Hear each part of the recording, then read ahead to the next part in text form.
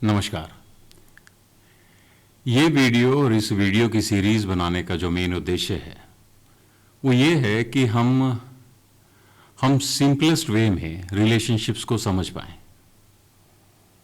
ये एक पूरी सीरीज़ होगी रिलेशनशिप्स के ऊपर कि रिलेशनशिप्स में अगर किसी तरह की अड़चन आती है या किस तरह से हम किसी भी रिश्ते को पूर्ण तरीके से जी सकें, क्योंकि रिलेशनशिप जो है वो बेस है लाइफ का। कोई भी जीवन बिना रिलेशनशिप्स के हो ही नहीं सकता। चलिए हम शुरू करते हैं कि what is the base of relationships, और अगर हम किसी रिश्ते में हैं और अगर कोई कहता है तो वो रिश्ता शुरू कब होता है और कैसे होता है। अगर हम ये समझ गए तो हम बेस ऑफ एनी रिलेशनशिप्स समझ जाएंगे।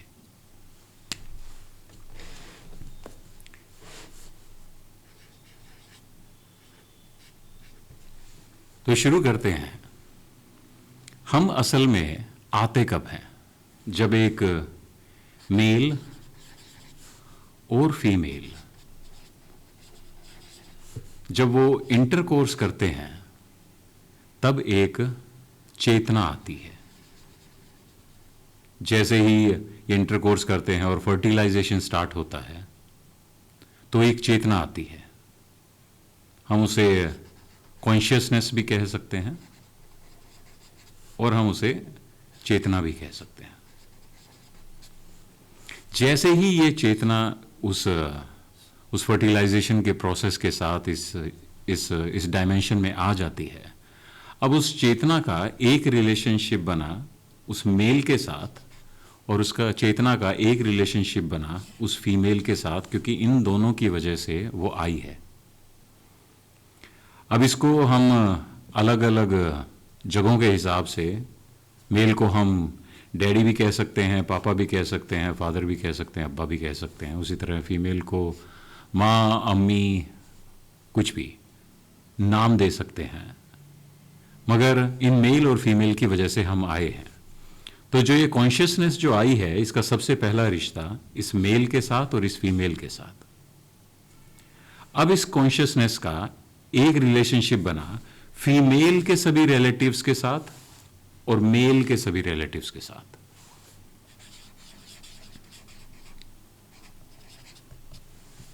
और इस कॉन्शियसनेस का एक रिलेशनशिप बना जो भी ह्यूमंस हैं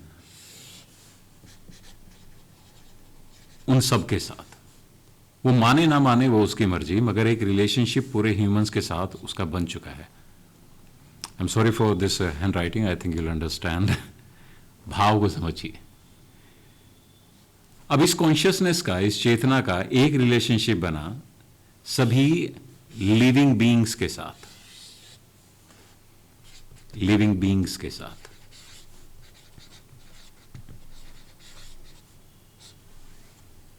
और इस कॉन्शियसनेस का एक रिलेशनशिप बना पूरी नेचर और यूनिवर्स के साथ।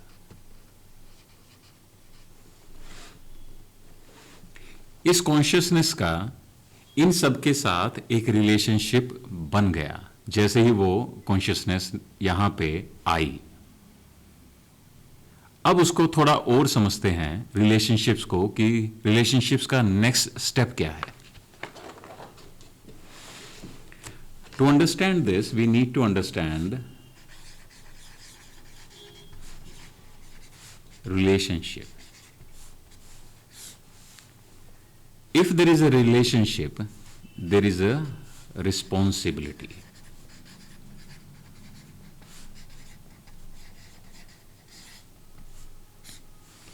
कोई भी रिश्ता बिना रिस्पॉन्सिबिलिटी के हो ही नहीं सकता। अगर आप एक बेटे हैं तो आपकी माता पिता के प्रति एक रिस्पॉन्सिबिलिटी है, भाई बहन के प्रति, समाज के प्रति, अपने सभी पिता की तरफ से जो रिश्तेदार हैं उनके प्रति, माँ की तरफ से जो रिश्तेदार हैं उनके प्रति, सभी लिविंग बीइंग्स के प्रति और पूरी नेचर के प्रति। You have a responsibility because there is a relationship to it. अगर कोई इंसान ये कहता है कि मेरा किसी से कोई रिलेशनशिप ही नहीं है, मेरा किसी से कोई रिश्ता ही नहीं है, वो इंसान झूठ बोल रहा है, क्योंकि जैसे ही वो इस शरीर में चेतना के रूप में आया तो उसका रिलेशनशिप बन गया। वो माने ना माने वो उसकी इच्छा। This relationship is based on responsibilities, और ये रिस्पॉन्सिबिलिटी हर इंसान की ड्यूटी है। वो निभाए ना निभाए वो उसकी मर्जी। जैसे हमारी अपने खुद के प्रति, क्योंकि हमारे खुद के साथ भी एक रिलेशनशिप है, जो पहला रिलेशनशिप बनता है जब वो चेतना यहाँ पे आती है और फर्टिलाइजेशन स्टार्ट होती है। इस शरीर के बिना हम यहाँ पे इस डायमेंशन पे एग्जिस्ट ही नहीं करते। तो पहली जो हमारी रिस्पॉन्सिबिलिटी है वो इस शरीर के साथ है, जो रिलेशनशिप है। उसके बाद माता पिता के साथ, and these are our duties. फिर वो जो रिश्तेदार हैं उन सबके प्रति हमारी एक ड्यूटी है, और समाज के सभी प्राणियों के प्रति, इंसानों के प्रति, सब लिविंग बीइंग्स के प्रति, नेचर के प्रति हमारी एक ड्यूटी है। And this duty is every humans dharma. This is dharma. Religions are not dharma. इसीलिए जब स्टार्टिंग में जब लोग कहते हैं कि सनातन था, वो सनातन इस धर्म पे बेस था। जैसे सूर्य अपना धर्म निभा रहा है, पानी अपना धर्म निभा रहा है, अग्नि अपना धर्म निभाती है, उसी तरह इंसानों का भी धर्म है कि वो अपनी रिस्पॉन्सिबिलिटीज, अपनी ड्यूटी धर्म के साथ निभाएं, वो अधर्म ना करें, वो किसी के भी साथ अपनी अपनी ताकत का दुरुपयोग ना करें।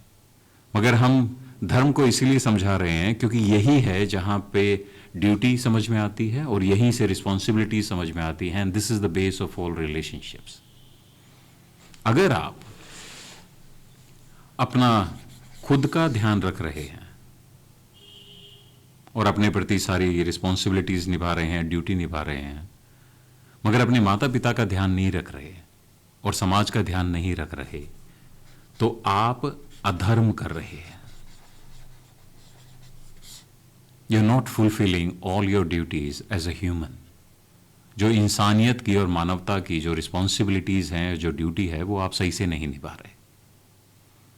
और अगर आप सिर्फ माता पिता का, अपने सभी रिश्तेदारों का, सभी इंसानों का, जानवरों का, सबका ध्यान रख रहे हैं, मगर आप खुद का ध्यान नहीं रख रहे, you neglecting your self in any way, still you are doing adharma. क्योंकि आपको जो सबसे पहली रिस्पॉन्सिबिलिटी दी गई थी वो इस शरीर की थी। It's your responsibility to take care of this body. It's your responsibility to fulfil all the duties to maintain this body, emotionally, physically, spiritually, socially, financially.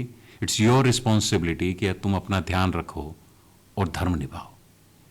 जो इंसान इन सभी रिस्पॉन्सिबिलिटीज को, जो हमने बात की, वो पूरी तरह से निभाता है, वो इंसान धर्म निभा रहा है।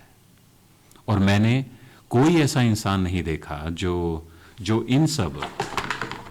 इन सब रिस्पॉन्सिबिलिटीज को निभा रहा है, माता पिता की, उनके रिश्तेदारों की, सभी लिविंग बीइंग्स के प्रति, सभी ह्यूमंस के प्रति, और नेचर और यूनिवर्स के प्रति पूरे प्रेम से और पूरी पॉजिटिव इमोशंस के साथ, ना गिल्ट में आके, ना गुस्से में। बस वो कर रहा है जितनी भी रिस्पॉन्सिबिलिटी वो निभा सकता है उस गिवन सर्कमस्टेंसेस और गिवन सिचुएशन के अंदर। इस बात को समझ गए तो आप ये समझ गए कि आपका सभी के साथ एक रिश्ता है, and it's your responsibility to fulfil all the relationships, and it's your responsibility to take care of yourself and fulfill all the duties and fulfill the dharma. This is the simplest way to understand what relationships are. Next episode के अंदर हम relationships में और deep में बात करेंगे कि उन relationships को अगर हमें समझना है और गहराई से, तो किस तरह से हम खुद के प्रति जो relationships हैं, self के प्रति, उन रिलेशनशिप्स की जो ड्यूटीज़ हैं, जो रिस्पॉन्सिबिलिटीज़ हैं, उनको कैसे फुलफिल कर सकते हैं और कहाँ पे हम कोई कमी छोड़ सकते हैं। फिजिकली लेवल पे हम अपना ध्यान कैसे रख सकते हैं, क्या क्या रिस्पॉन्सिबिलिटीज़ हैं, क्या क्या ड्यूटी है, सोशली हमारी क्या क्या रिस्पॉन्सिबिलिटीज़ हैं और ड्यूटी है, और फैमिली वाइज हमारी क्या क्या रिस्पॉन्सिबिलिटीज़ और ड्यूटी हैं। अगर आप ये चीज़ समझ गए तो आप जीवन का मेन जो सार है वो समझ जाएंगे।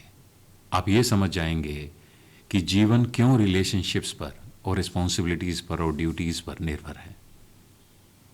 आशा करता हूँ कि इस तरह से जो मुझे इनर गाइडेंस कह लीजिए या हायर सेल्फ कह लीजिए या गुरु तत्व कह लीजिए, उन्होंने जब मैंने इस रिलेशनशिप्स पे आत्ममंथन किया तो मुझे इस तरह से समझाया, और उन्होंने समझाया कि क्या मेरी रिस्पॉन्सिबिलिटीज़ हैं खुद के प्रति और क्या मेरी रिस्पॉन्सिबिलिटीज़ हैं फैमिली और सोसाइटी और ह्यूमैनिटी के प्रति, और क्या मेरी रिस्पॉन्सिबिलिटीज़ है सभी लिविंग बीइंग्स के प्रति। और मेरे हिसाब से this is one of the reasons कि मैं बीमार नहीं होता। When you take care of everything, everything take cares of you. This is how we exist together in peace and happiness and by aligning with nature. इसकी जो next series है, जो next episode है, वो जल्द ही आएगा। If you want to get updated तो नोटिफिकेशंस का जो बेल आइकन है उसको प्रेस कर दीजिएगा and subscribe for the channel. अब ये सीरीज़ आती जाएगी। पहले हम रिलेशनशिप्स को पूरी तरह से कवर करेंगे कि what are the ways we degrade our relationships, और किस तरह से हम हर रिश्ते को इन्हेंस कर सकते हैं अच्छा जीवन जीने के लिए। बस ईश्वर से और गुरु तत्व से यही प्रार्थना है कि हम सबको इसी तरह गाइड करता रहे और हमारा मार्गदर्शन करता रहे और इसी तरह से हमें प्रोटेक्ट करता रहे, ताकि हम ह्यूमैनिटी के इस समय को और आने वाले समय को बचा सके। अपना ध्यान रखिएगा, तंदुरुस्त रहिए, आबाद रहिए, खुश रहिए। बस यही आशा है और यही इच्छा है। वंदे मातरम।